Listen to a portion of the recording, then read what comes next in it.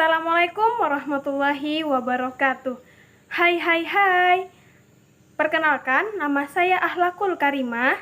Saya dari kelas A, angkatan 2020, Prodi Ilmu Hukum, Fakultas Hukum, Universitas Mula Warman, Samarinda.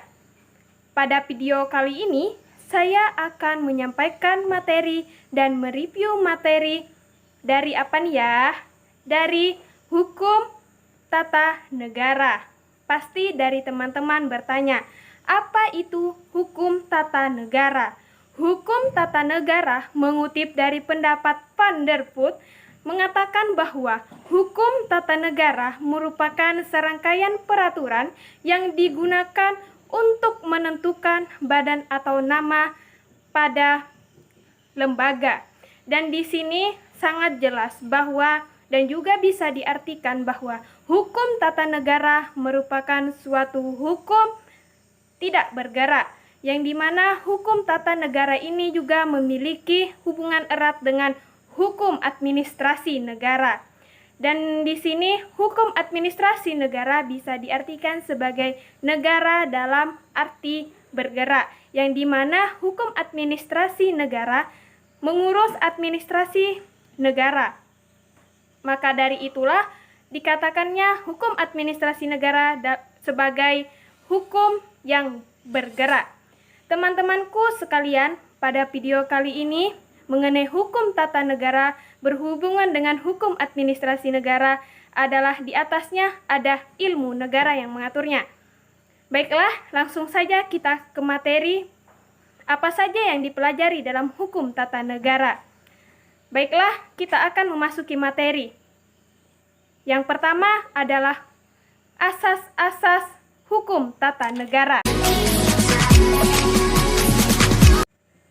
Asas-asas hukum tata negara. Sebelum kita mengenal jauh mengenai asas-asas hukum tata negara, kita mengenal dulu apa itu asas. Asas adalah suatu kaidah norma aturan atau landasan teori yang harus dilaksanakan dan harus dipatuhi oleh masyarakat.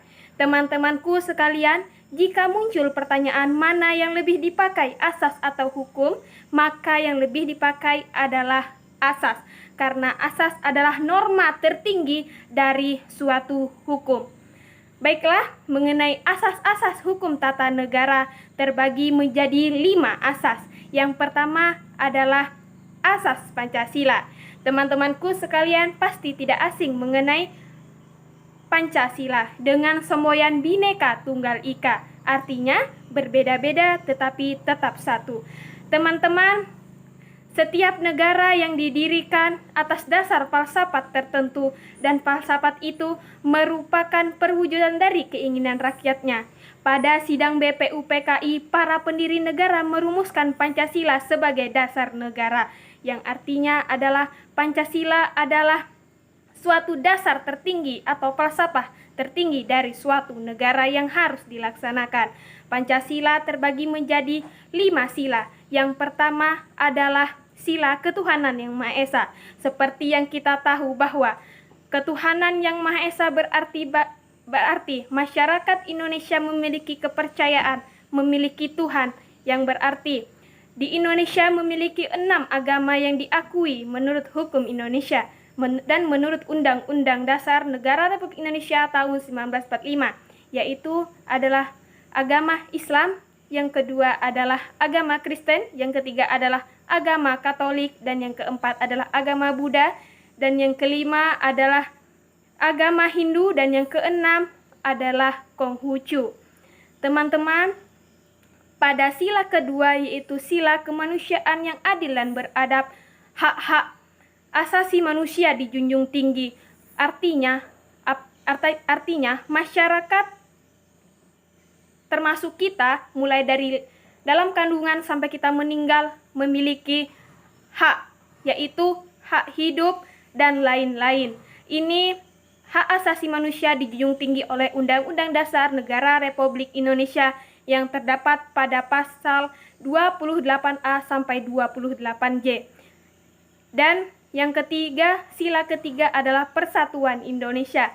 Seperti yang saya jelaskan tadi pada sila pertama, yaitu banyak perbedaan yang ada pada bangsa Indonesia, yang ada pada masyarakat Indonesia. Karena perbedaan itulah seperti ras, suku, agama, etnis maupun budaya berbeda, tetapi Indonesia tetap satu. Dan yang sila keempat adalah sila kerakyatan yang dipimpin oleh hikmat kebijaksanaan dalam permusyawaratan perwakilan.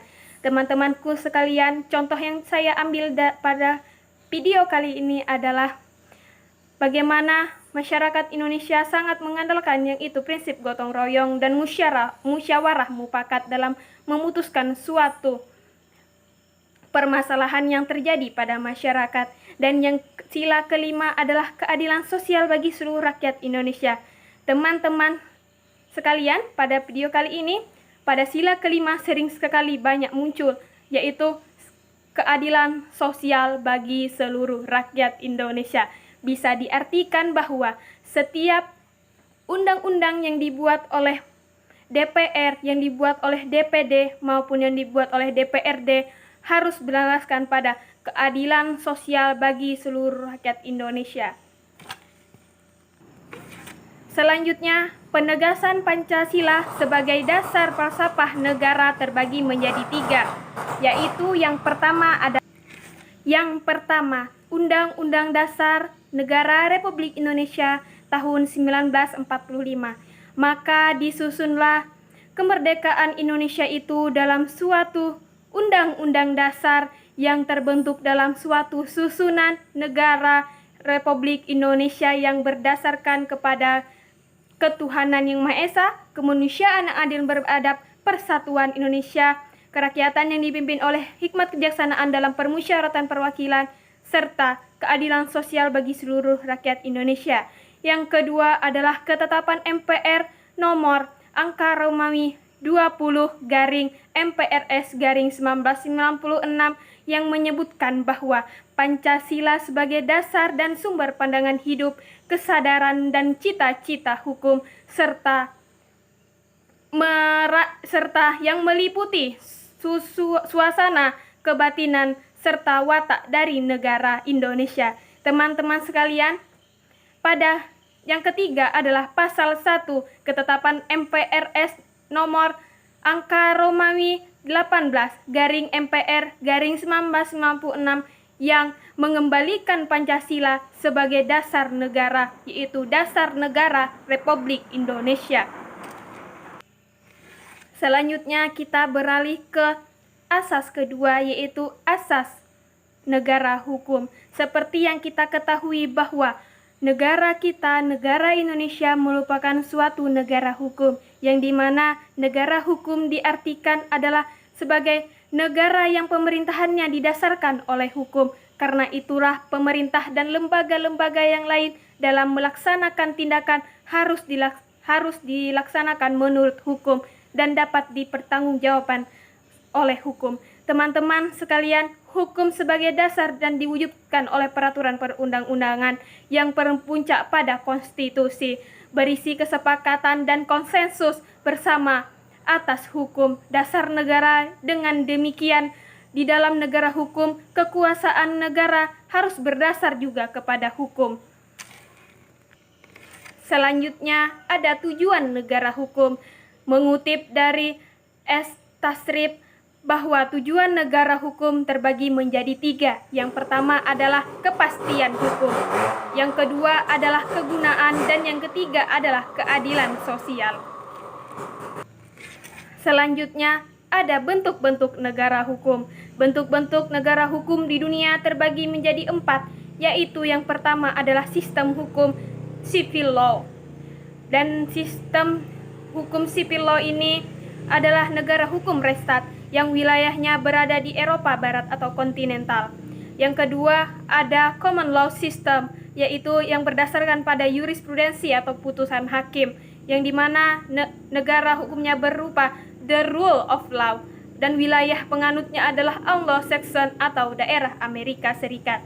Dan yang ketiga adalah socialist law system, yang artinya dan negara hukumnya adalah socially legality, dan wilayahnya berada di Eropa Timur. Dan yang keempat adalah Islamic law system, yang artinya adalah negara yang berdasarkan pada Al-Quran dan hadis, dan negara hukumnya berdasarkan pada demokrasi Islam dan wilayahnya berada di Arab Saudi, dan bagi negara yang menganut agama Islam. Pada negara hukum demokrasi Islam artinya banyak sekali, yaitu terdapat kekuasaan adalah amanah dan hak asasi manusia dijunjung tinggi, serta adanya keadilan, persamaan, musyawarah, perdamaian, peradilan bebas, kesejahteraan, dan ketaatan. Selanjutnya, kita beralih ke asas ketiga, yaitu asas kedaulatan rakyat dan demokrasi. Pasti teman-teman yang menonton bertanya, apa itu demokrasi? Dan pada asas inilah dijelaskannya, yaitu kedaulatan rakyat pertama kali dirumuskan dalam Piagam Jakarta pada tanggal 22 Juni 1945 yang menyatakan bahwa negara Indonesia yang terbentuk dalam suatu susunan negara Republik Indonesia yang berkedaulatan rakyat. Artinya, dalam Piagam Jakarta ini dirumuskannya dan menyatakan bahwa kedaulatan rakyat sangat tinggi, dan juga kalimat tadi menjadi rumusan pembukaan Undang-Undang Dasar Negara Republik Indonesia tahun 1945.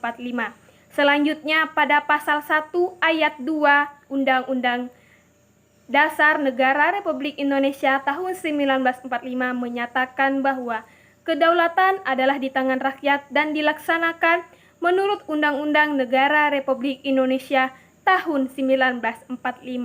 Kemudian rumusan ini mempengaruhi pula rumusan pasal 1 ayat 2 Undang-Undang Negara Republik Indonesia tahun 1945, baik sebelum maupun setelah perubahan. Selanjutnya kita beralih ke asas keempat, yaitu asas negara kesatuan. Seperti yang telah saya jelaskan tadi, bahwa negara Indonesia masyarakatnya berbeda-beda, yaitu berbeda agama, ras, kepercayaan, maupun etnis maupun yang lainnya.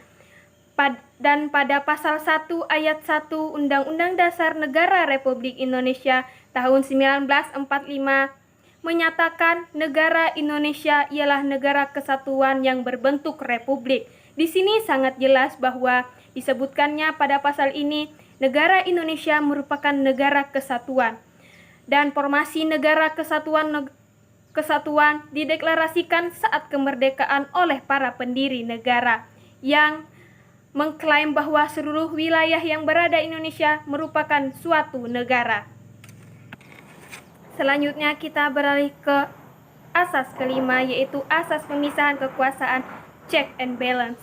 Teman-temanku sekalian, pada asas ini terbagi menjadinya pemisahan kekuasaan seperti eksekutif yang artinya adalah dalam melaksanakan undang-undang seperti presiden dan wakil presiden. Yang kedua adalah legislatif yang artinya membuat dan membenarkan undang-undang seperti Majelis Permusyawaratan Rakyat, Dewan Perwakilan Rakyat, dan DPD.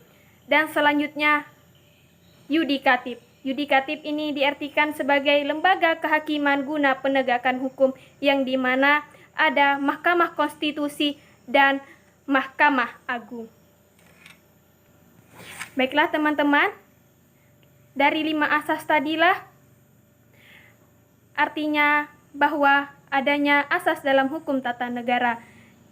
Jikalau dalam penyampaian dalam asas hukum tata negara tadi terdapat kebingungan atau ada yang ingin ditanyakan oleh teman-teman yang menonton video saya, bisa ditanyakan di kolom komentar. Dan selanjutnya saya akan membahas dan mereview materi dengan judul materi Sistem Peraturan Perundang-undangan. Baik, teman-temanku sekalian yang menonton video pada kali ini, sistem peraturan perundang-undangan di Indonesia dan juga instrumen hukum mengenai peraturan perundang-undangan di Indonesia terbagi menjadi 6, yaitu yang pertama adalah Undang-Undang Nomor 1 Tahun 1950 tentang jenis dan bentuk peraturan yang dikeluarkan oleh pemerintah pusat.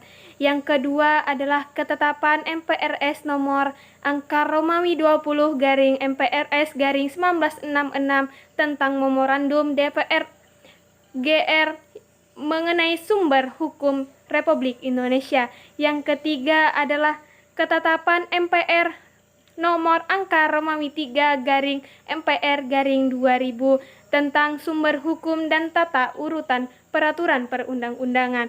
Dan yang keempat adalah Undang-Undang Nomor 10 Tahun 2004 tentang pembentukan peraturan perundang-undangan. Dan yang kelima adalah Undang-Undang Nomor 12 Tahun 2011 tentang pembentukan peraturan perundang-undangan. Dan yang keenam adalah Undang-Undang Nomor 15 Tahun 2019. Selanjutnya, Undang-Undang Nomor 12 Tahun 2011 tadi yang mana dipakai pada hukum tahun ini, yaitu Undang-Undang Nomor 12 Tahun 2011 tentang hierarki pembentukan perundang-undangan dan terbagi menjadi 7, yaitu Undang-Undang Dasar Negara Republik Indonesia tahun 1945. Yang kedua adalah ketetapan MPR RI, dan yang ketiga adalah undang-undang atau peraturan pengganti undang-undang, dan yang keempat adalah peraturan pemerintah, dan yang kelima adalah peraturan presiden, dan yang keenam adalah peraturan daerah provinsi, dan yang terakhir adalah peraturan daerah kabupaten atau kota. Selanjutnya, politik hukum pembentukan peraturan perundang-undangan. Yang pertama adalah pembentukan perundang-undangan harus dilakukan dengan partisipatif, transparan, dan demokrasi berkeadilan. Artinya bahwa dengan prinsip partisipatif tadi artinya adalah dalam pembuatan undang-undang harus dengan terbuka, yaitu harus mendengar partisipasi dari masyarakat juga, dan transparan artinya masyarakat tahu bahwa undang-undang yang dibuat oleh lembaga negara harus juga bisa diketahui oleh masyarakat, supaya masyarakat tahu untuk apa undang-undang itu dibuat dan gunanya untuk apa juga. Dan juga berdemokratis berkeadilan, artinya undang-undang yang dibuat oleh lembaga negara tadi harus dengan sistem keadilan. Dan yang kedua adalah pembentukan peraturan perundang-undangan yang berbasis riset, artinya didukung oleh hasil penelitian. Pembuatan undang-undang harus didasarkan dengan hasil penelitian. Dan juga yang ketiga adalah pemberlakuan legislative review, executive review, dan judicial review. Dan yang keempat adalah hindarilah undang-undang atau perda yang bermasalah dengan mengedepankan pemenuhan unsur pembentukan perundang-undangan yang baik. Artinya bahwa dari politik hukum pembentukan peraturan perundang-undangan tadi sangat jelas bahwa dengan suatu pembentukan dan suatu pembuatan undang-undang harus juga menggunakan dengan aspirasi dari masyarakat supaya bersistem keadilan, dan lembaga tahu bahwa masyarakat juga harus bisa bersuara dalam pembuatan suatu perundang-undangan. Selanjutnya ada politik hukum pembentukan peraturan perundang-undangan yang mana tadi saya jelaskan pada poin ketiga, yaitu legislative review, artinya adalah evaluasi pengujian undang-undang yang dilakukan oleh lembaga legislatif.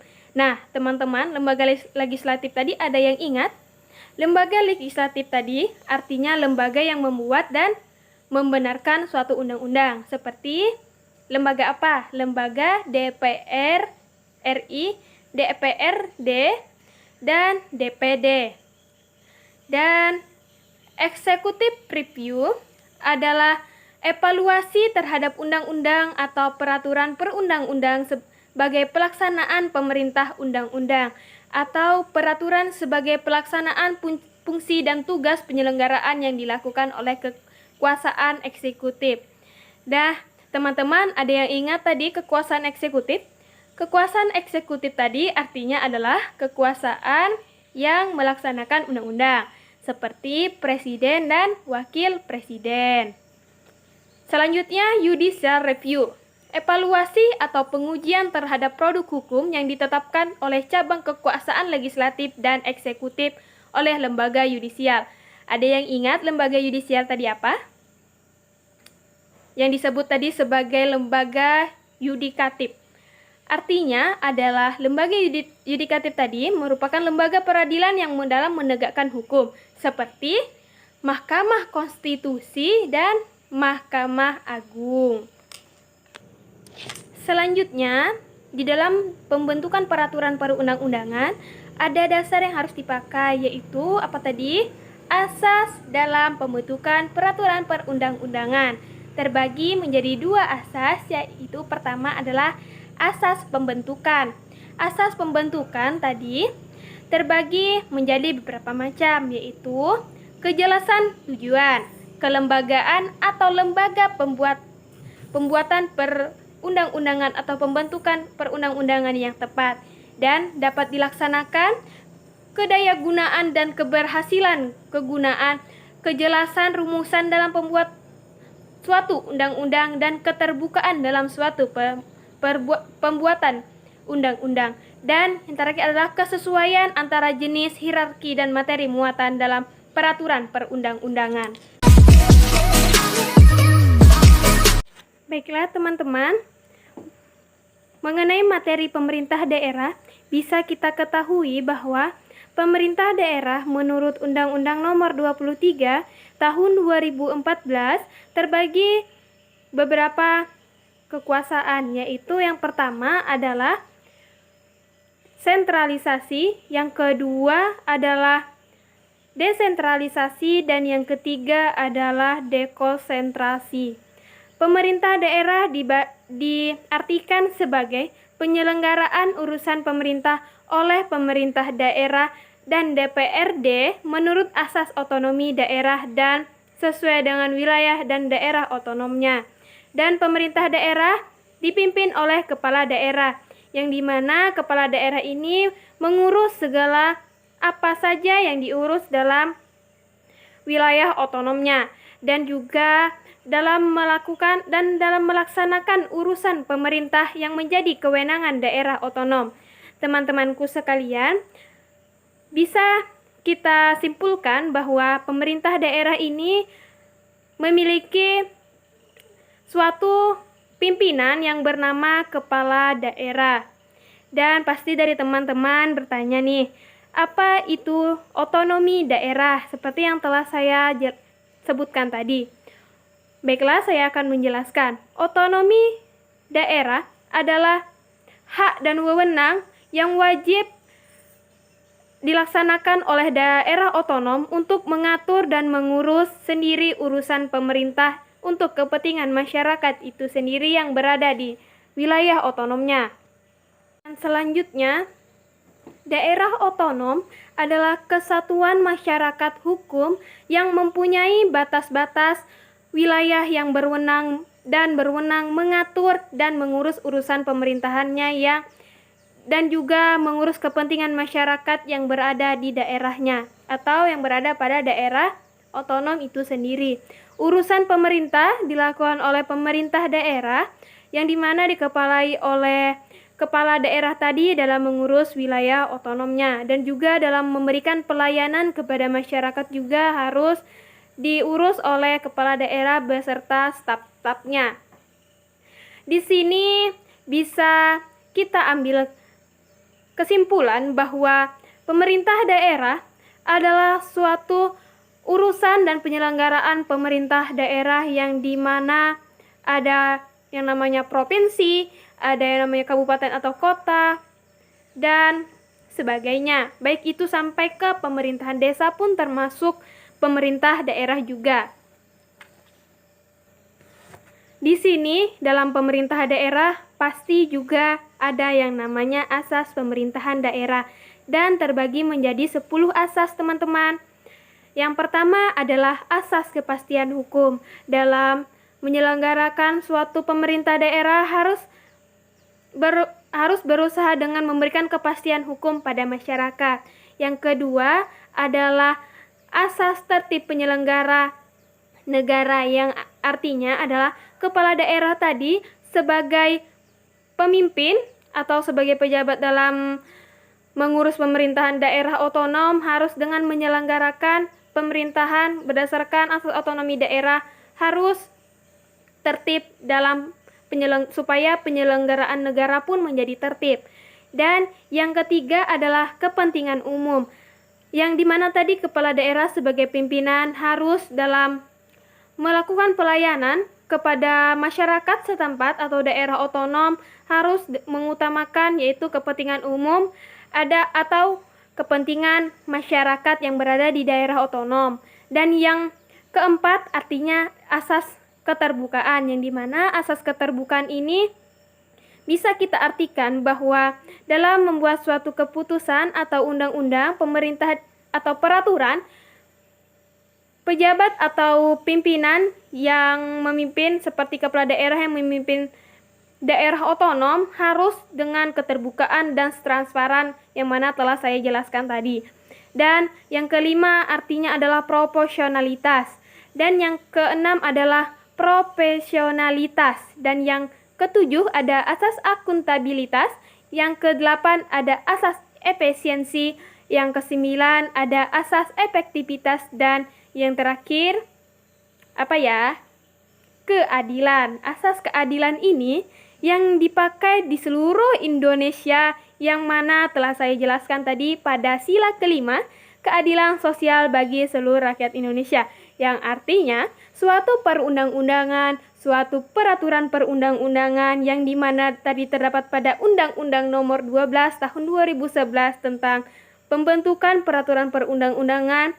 Dan jika dikaitkan dengan asas penyelenggara pemerintah daerah ini, maka pejabat atau pimpinan pemerintah daerah harus mengutamakan yang namanya keadilan, supaya masyarakat merasa adil, dan juga supaya masyarakat tahu bahwa peraturan atau undang-undang yang dibuat oleh pimpinan mereka, pejabat daerah otonom ataupun pejabat negara, harus adil kepada mereka dan sama semua di mata hukum.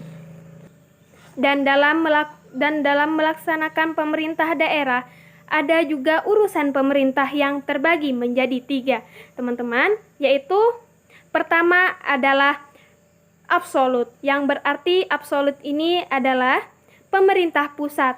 Yang kedua adalah konkuren, artinya adalah pemerintah pusat dan pemerintah daerah saling bekerja sama yang didasarkan pada prinsip akuntabilitas, efisiensi, dan sebagainya. Dan selanjutnya ada urusan pemerintahan umum, yang dimana ini dilaksanakan oleh kewenangan presiden. Selanjutnya teman-teman, menurut Undang-Undang Nomor 23 Tahun 2014 menyatakan bahwa pada pasal 8 ayat 1 pembinaan dan pengawasan oleh menteri atau lembaga pemerintahan non-kementerian. Dan pada ayat 2 pada pasal 8 ini menjelaskan bahwa pembinaan dan pengawasan oleh gubernur dan wakil gubernur. Dan juga pada pasal ketiga, daerah, provinsi, dan kabupaten kota merupakan daerah dengan masing-masing mempunyai pemerintahan daerah. Teman-temanku sekalian, di sini jika dikaitkan dengan pemerintahan daerah, maka adanya kita tahu bahwa pemerintah daerah bisa seperti provinsi, kabupaten, ataupun kota, baik itu seperti kecamatan maupun desa pun termasuk kepada pemerintah daerah. Teman-temanku sekalian, lahirnya pemerintah daerah ada 2, yaitu secara horizontal dan secara vertikal. Secara horizontal adalah pertama eksekutif, yang dimana eksekutif ini merupakan daerah provinsi, dan yang kedua adalah legislatif, yang dimana di sini adalah DPR, dan yang ketiga adalah yudikatif seperti lembaga peradilan, yaitu Mahkamah Agung dan Mahkamah Konstitusi. Dan jika kalian bertanya, yang telah saya jelaskan tadi mengenai horizontal, pasti kalian bertanya vertikalnya seperti apa. Dan vertikalnya ini seperti satuan pemerintahan pusat dan satuan pemerintah daerah. Selanjutnya, alasan pembagian kekuasaan meliputi sebagaimana yang kita tahu bahwa pada dasar Undang-Undang Dasar Negara Republik Indonesia tahun 1945 pada pasal 18 menjamin adanya pemerintah daerah dan wilayah, yang artinya dalam mengurus rumah tangga yang berada di wilayah daerahnya harus diurus oleh kepala daerah sebagai yang memimpinnya. Baiklah, sebelum teman-teman bertanya mengenai yang pembagian kekuasaan tadi menurut Undang-Undang Nomor 23 Tahun 2014, saya akan menjelaskannya, yaitu adanya sentralisasi. Sentralisasi di sini diartikan sebagai pemerintah pusat atau pengawasnya. Dan yang kedua adalah dekonsentrasi, yang artinya adalah penyerahan urusan pemerintah kepada pemerintah pusat dan didasarkan pada daerah otonom dan berdasarkan pada asas otonomi daerah. Dan selanjutnya yang ketiga adalah dekonsentrasi. Apa itu dekonsentrasi? Dekonsentrasi diartikan sebagai penyerahan ke kabupaten, kota, dan seterusnya sampai kecamatan dan desa. Bagi teman-teman yang bertanya, siapa sih kepala daerah yang memimpin pemerintah daerah? Di sini saya akan menjawab, yaitu gubernur. Gubernur yang memimpin provinsi, dan yang memimpin kabupaten atau kota adalah bupati, dan yang memimpin kota adalah wali kota. Teman-temanku sekalian, ada yang tahu siapa yang memimpin kecamatan? Kecamatan dipimpin oleh camat. Dan siapa yang memimpin desa? Yang memimpin desa adalah kepala desa, atau sering juga disebut sebagai kepala kampung. Masing-masing dari kepala daerah yang memimpin daerah otonomnya memiliki masa jabatan 5 tahun dan sesudahnya dapat dipilih kembali dalam jabatan yang sama hanya untuk satu sekali saja, yang berarti bahwa 5 tahun ditambah 5 tahun berarti 10 tahun. Hanya seorang pejabat hanya bisa memerintah daerah otonomnya. Selanjutnya bisa digantikan dengan pencalonan pemilihan kepala daerah otonom. Selanjutnya, teman-teman, pemberhentian kepala daerah yang mana telah saya jelaskan tadi, ada beberapa faktor dalam pemberhentian kepala daerah atau kepala pimpinan dari daerah otonom tadi, seperti meninggal dunia. Dan kedua seperti permintaannya sendiri, dan yang ketiga adalah diberhentikan. Di sini sangat jelas bahwa pemerintah daerah yang dimana diurus oleh kepala daerah tadi memiliki 3 faktor dalam pemberhentian kepala daerah, yang mana tadi telah saya jelaskan. Untuk materi selanjutnya, teman-teman, mengenai tata cara hukum acara tata negara akan saya jelaskan setelah ini. Baiklah teman-teman, mengenai materi selanjutnya mengenai hukum acara tata negara akan saya jelaskan setelah berikut ini. Baiklah teman-teman, saya akan membahas dan mereview tadi mengenai hukum acara tata negara, yang dimana hukum acara tata negara ini adalah prosedur penegakan hukum tata negara, yaitu hukum materialnya. Pada hari ini kita akan membahas mengenai dan mereview mengenai formilnya, yaitu hukum acara Mahkamah Konstitusi. Karakteristik hukum acara konstitusi ada 5. Yang pertama adalah hukum acara Mahkamah Konstitusi memiliki karakteristik khusus, yang dimana karena hukum material yang telah saya jelaskan tadi kendali ditegakkan tidak merujuk pada undang-undang atau kitab undang-undang hukum yang ditegakkan oleh Undang-Undang Dasar Negara Republik Indonesia tahun 1945. Dan yang kedua adalah karakteristik perselisihan yang diajukan ke Mahkamah Konstitusi bercorak bersendiri dan berbeda dengan perselisihan yang dihadapi sehari-hari. Dan yang ketiga adalah bersifat publik. Artinya masyarakat bisa menonton dalam persidangan Mahkamah Konstitusi karena sifatnya terbuka. Dan yang keempat adalah Mahkamah Konstitusi juga tunduk pada kekuasaan kehakiman, sebagaimana konsekuensi kedudukan dan wewenang Mahkamah Konstitusi sebagai lembaga peradilan yang baik. Artinya Mahkamah Konstitusi ini adalah meski dia peradilan yang tertinggi di suatu negara Indonesia, tetapi dia juga tunduk kepada kekuasaan kehakiman.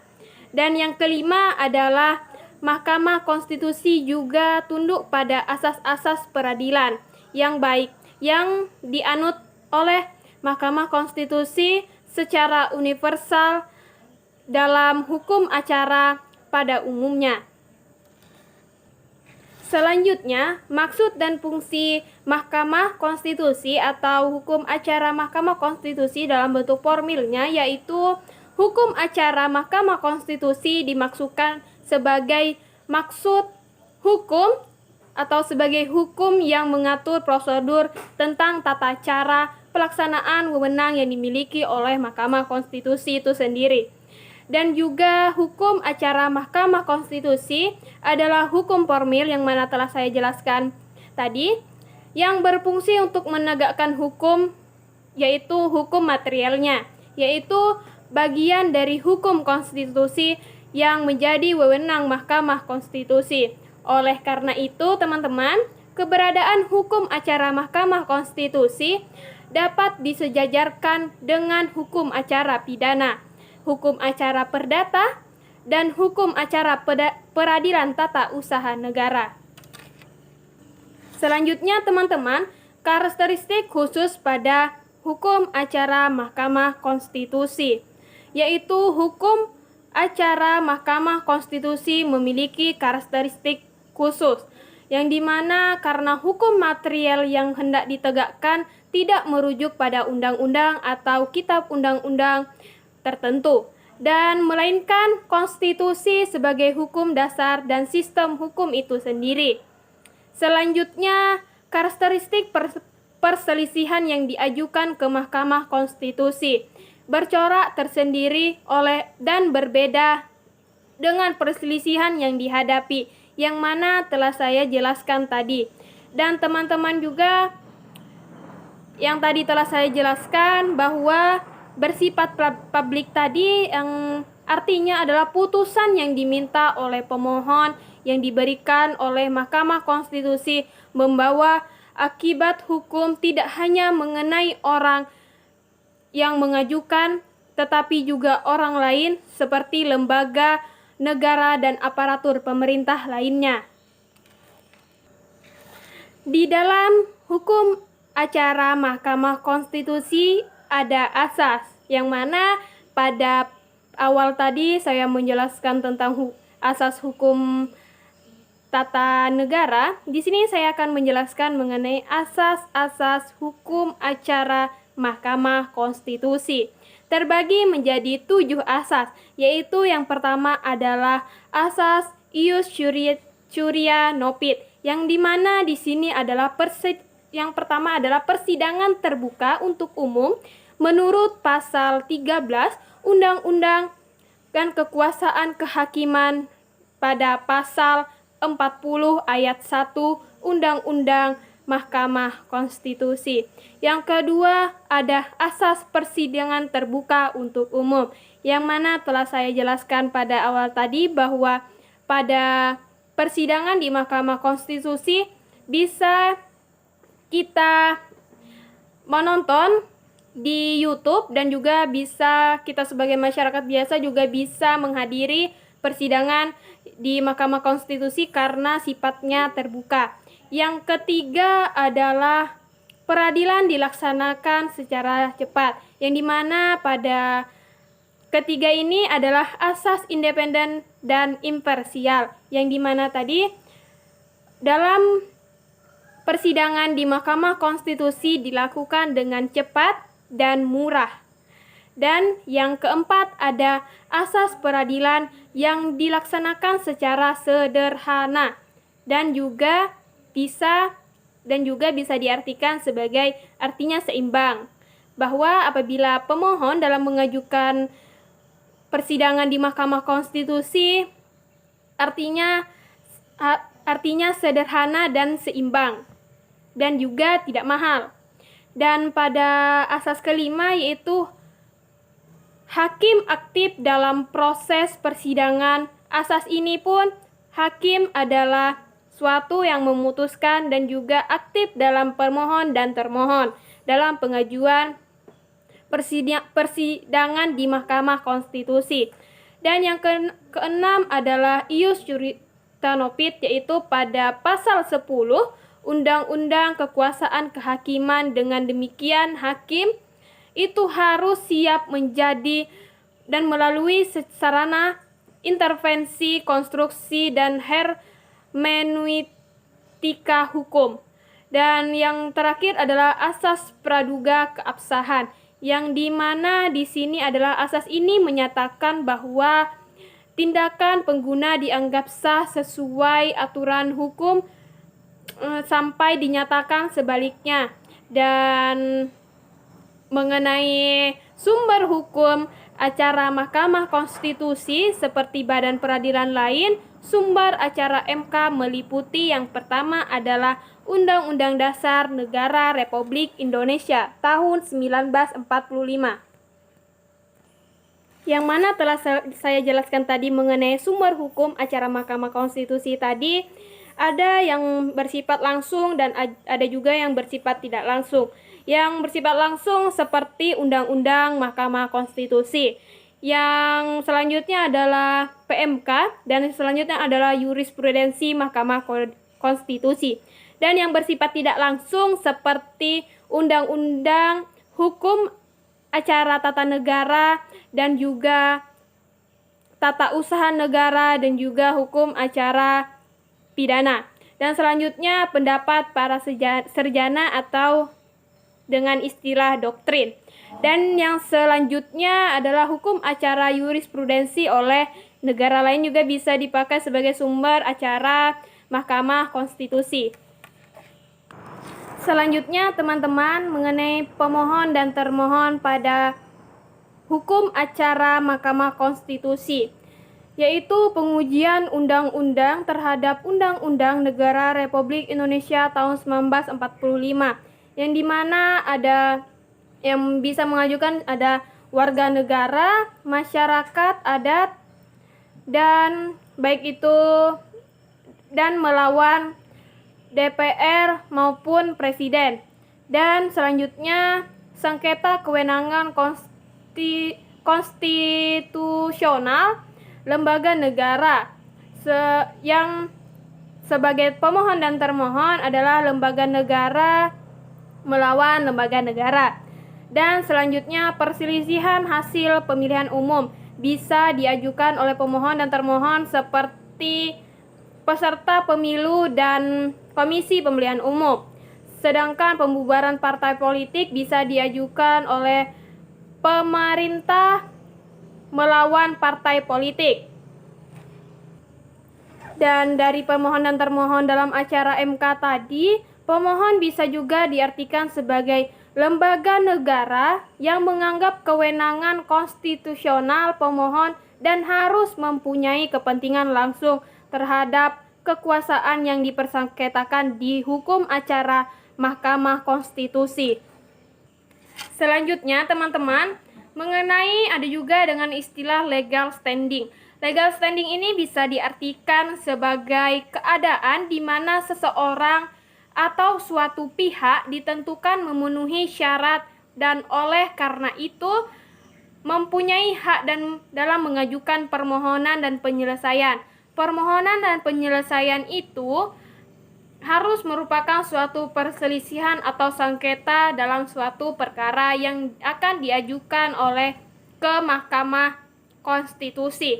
Selanjutnya ada juga dilaksanakan dan persidangan MK, dan juga ada yaitu putusan MK yang dimana pertama, kepala putusan berbunyi demi keadilan berdasarkan ketuhanan yang Maha Esa, dan juga bersifat pihak, yaitu antara pemohon dan termohon yang mengajukan suatu persengketaan di Mahkamah Konstitusi. Dan juga ringkasan pemohon. Ringkasan pemohon ini membuat suatu persengketaan atau yang disangkalkan dalam yang ingin digugat dalam Mahkamah Konstitusi. Dan yang keempat adalah pertimbangan terhadap fakta yang terungkap dalam persidangan. Selanjutnya ada pertimbangan hukum yang dimana menjadi dasar putusan oleh hakim. Hakim harus bisa menentukan dan di sini hakim harus bisa aktif dalam memutuskan apa yang diajukan oleh pemohon dan apa yang digugat oleh pemohon ke termohon. Dan selanjutnya ada amar putusan yang pasti ada di suatu putusan yang dibuat oleh hakim. Dan juga amar putusan ini berupa hari, tanggal, bulan, tahun yang oleh hakim dibuat dalam hukum acara Mahkamah Konstitusi dan Panitera.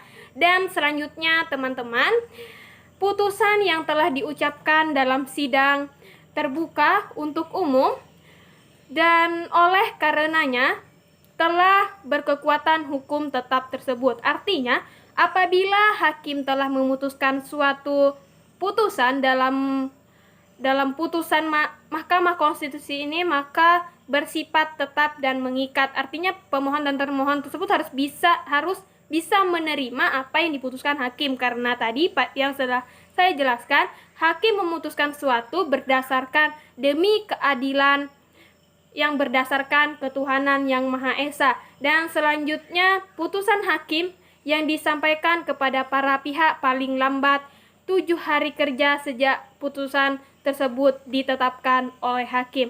Baik teman-teman, hanya itu yang bisa saya sampaikan dalam hukum acara Mahkamah Konstitusi dalam berbicara formilnya. Selanjutnya akan saya sampaikan mengenai materi dan mereview materi mengenai penafsiran hukum.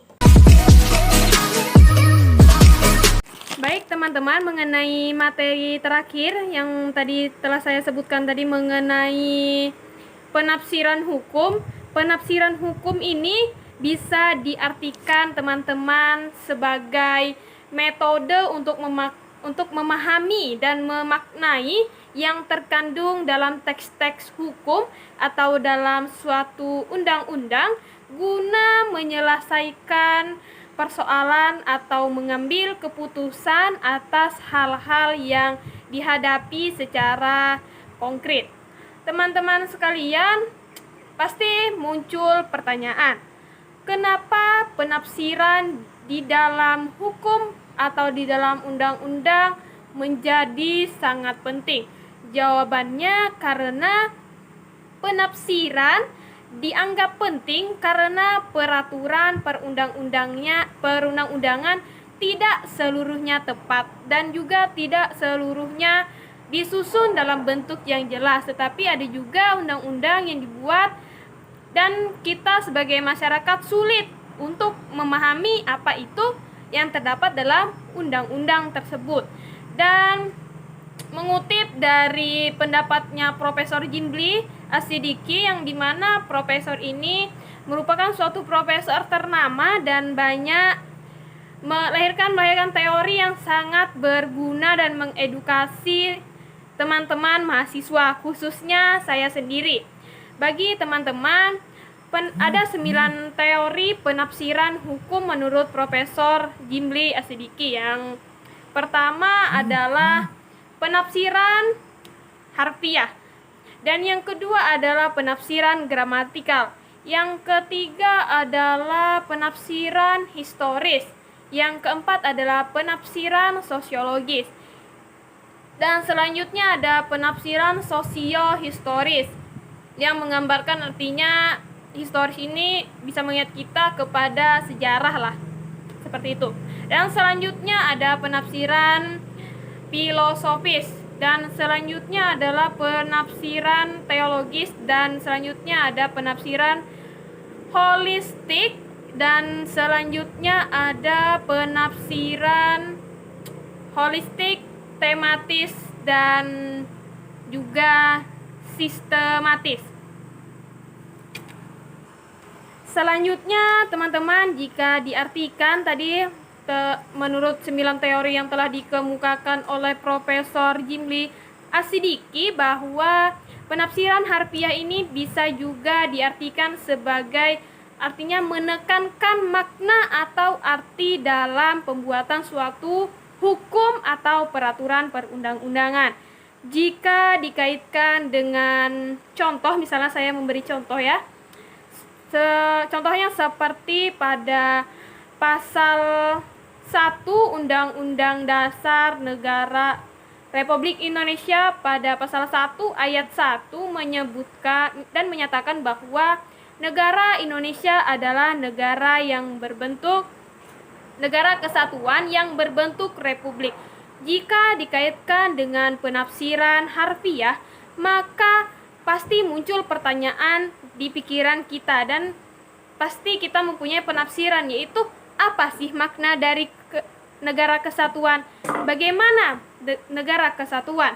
Dan jika dikaitkan dengan penafsiran sosio-historis juga teman-teman, penafsiran menurut konteks ini jika dikaitkan dengan pada pasal 1 ayat 1 Undang-Undang Dasar Negara Republik Indonesia tahun 1945 tadi adalah negara kesatuan ini bisakah dikaitkan dengan konteks masyarakat Indonesia.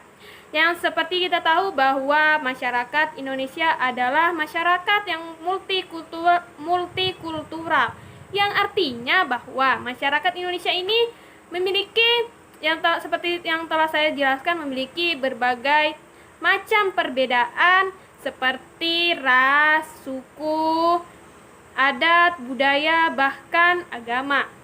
Jika dikaitkan ini pasti kita muncul suatu penafsiran. Apakah konsep negara kesatuan yang berbentuk republik ini bisa dikaitkan dengan masyarakat yang berbeda-beda? Untuk itu teman-teman, sekian dari edukasi atau review materi yang telah saya sampaikan mengenai tadi asas-asas hukum tata negara, pembentukan peraturan perundang-undangan yang mana terdapat pada Undang-Undang Dasar yang terdapat pada Undang-Undang Nomor 12 Tahun 2011 tentang hierarki pembentukan perundang-undangan, yang pada ayat 1-nya terbagi menjadi 7, dan yang selanjutnya tentang pemerintah daerah, materi mengenai pemerintah daerah, dan selanjutnya tentang hukum acara tata negara, yang dimana dalam formilnya yang telah saya bahas tadi mengenai hukum acara Mahkamah Konstitusi, dan yang terakhir ini adalah mereview materi mengenai penafsiran hukum dan bagaimana tentang tata cara kita dalam menafsirkan suatu hukum atau peraturan perundang-undangan yang sebelumnya ada yang tidak jelas atau yang tidak kita paham sebagai mahasiswa atau sebagai masyarakat Indonesia. Teman-teman sekalian, terima kasih telah menonton video saya. Jikalau ada yang tidak dimengerti atau tidak paham, teman-teman bisa bertanya di kolom komentar. Nanti akan saya jawab pada teman-teman yang ingin bertanya. Dan berakhirlah pada si review yang telah saya sampaikan. Saya mohon maaf jikalau ada penyampaian yang kurang jelas atau kurang dimengerti. Saya memohon maaf, dan saya atas nama Akhlakul Karimah dari kelas A angkatan 2020 mengucapkan terima kasih sebesar-besarnya kepada teman-teman. Dan jangan lupa untuk subscribe YouTube saya. Dan saya ucapkan terima kasih. Wassalamualaikum warahmatullahi wabarakatuh.